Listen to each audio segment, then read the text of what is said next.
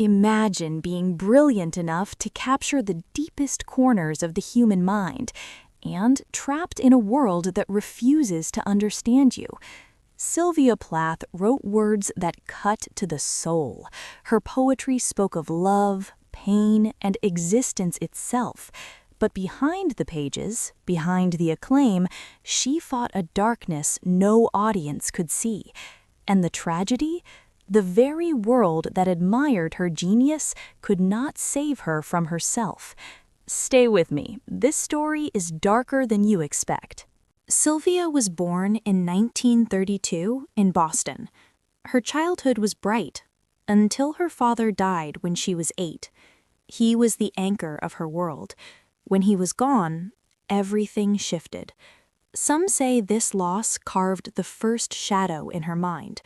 She became a child who thought too much, who felt too deeply. Books were her refuge, words became her companions, and by her teens, Sylvia was already writing poetry that stunned teachers.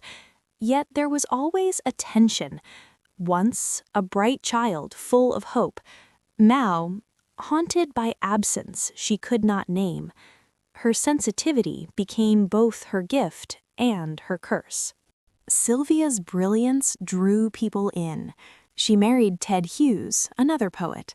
Together, they burned with creative energy. Poetry flowed. Magazines published her work. Awards came. Once, she was invisible. Now, she was admired. Once, a quiet girl in Boston. Now, a force in the literary world. But life was never simple. The pressures of fame, the intensity of her emotions, and the fragility of her marriage began to weigh on her. The same passion that fueled her poetry also edged her toward despair. Sylvia Plath battled mental illness, something few spoke about openly in the 1950s. She suffered deep depression. Days blurred into isolation. Nights brought thoughts she could not escape. Once, her words inspired admiration. Now, her mind was a prison. Once, applause filled rooms. Now, silence filled her apartment. She tried therapy, medications, and hospital stays. Sometimes she felt hope. Other times, the shadows returned stronger. Her poems from this time are raw, shocking, and unforgettable. They revealed the truth society wanted to ignore. Quote, "I shut my eyes and all the world drops dead. I lift my eyes and all is born again." Her art became a mirror of her suffering.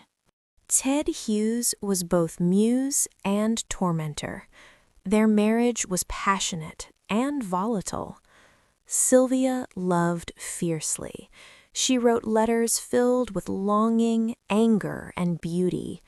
But betrayal and separation hit her like a storm. Once, they were united by poetry. Now, alone in a London flat, she stared at her reflection and saw only emptiness. Money was tight. Her career was growing, but she still struggled. She cooked meals for one. She borrowed books. She drank coffee in silence. Every little detail amplified the pain she could not shake. In 1963, at the age of 30, Sylvia Plath died. She sealed herself in a room. The gas flowed. Her life ended quietly. Some call it suicide. Some call it inevitability.